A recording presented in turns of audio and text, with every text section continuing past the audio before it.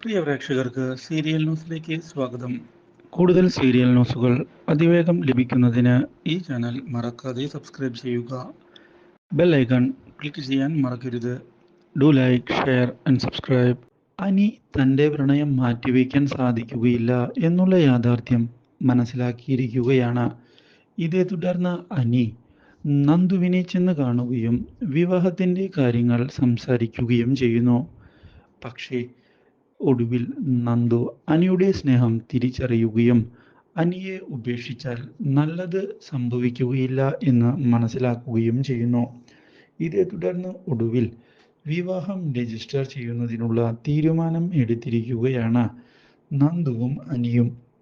എന്നാൽ ഈ കാര്യം ഇതേ തുടർന്ന് അറിയാനിടയാകുന്ന നമ്മുടെ നയന ആകെ ഞെട്ടിപ്പോകുന്നു.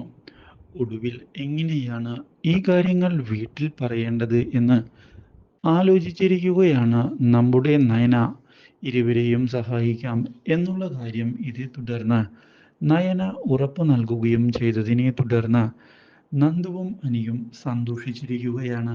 ഇതേ തുടർന്ന് നയനയും നയനയുടെ ഭർത്താവ് ആദർശും ചേർന്നുകൊണ്ട് ഇരുവരുടെയും സ്നേഹബന്ധത്തിൻ്റെ കാര്യം വീട്ടുകാരുടെ മുൻപിൽ അവതരിപ്പിച്ചിരിക്കുകയാണ്.